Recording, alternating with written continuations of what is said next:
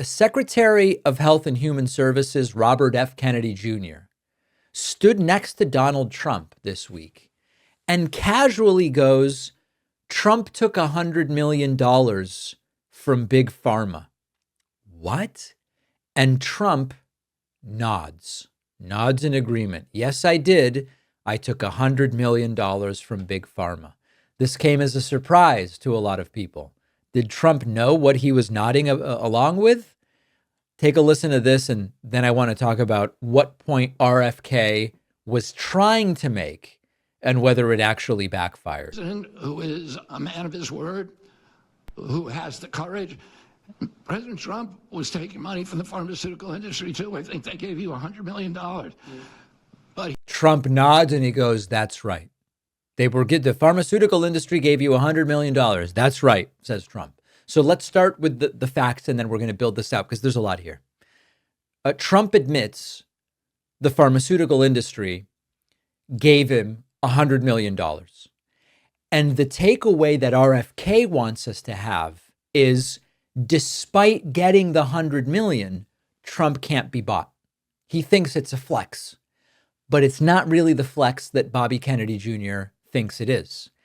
If you are saying that a corrupt industry gave the president $100 million, and the only defense is, but Trump didn't do what they wanted him to do, it's still bribery. And what I mean by that is, we've talked about this so many times. We talked about it with the Ukraine stuff. We need you to say you're opening an investigation into the Biden family. This was back in the first term.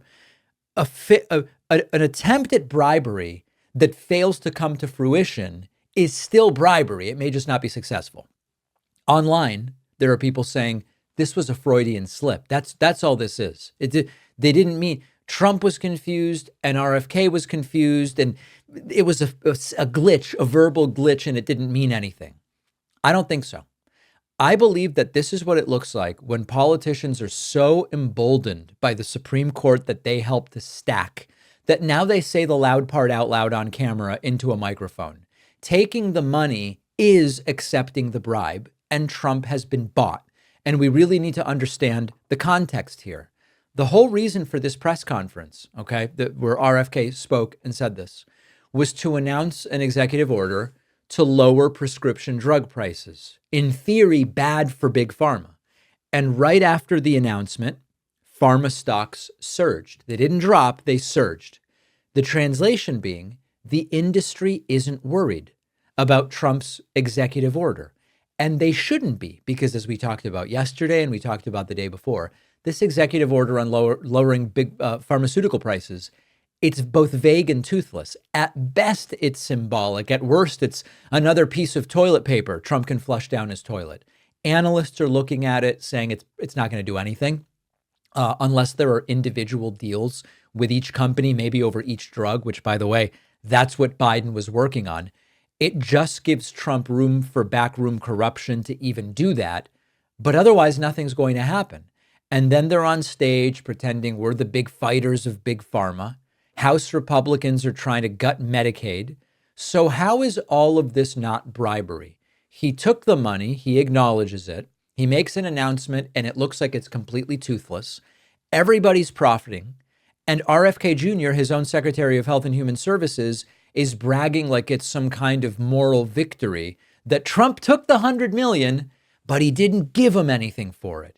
It's so nakedly corrupt that it's hard to even call this politics anymore. And we should really be calling it what it is, which is a protection racket.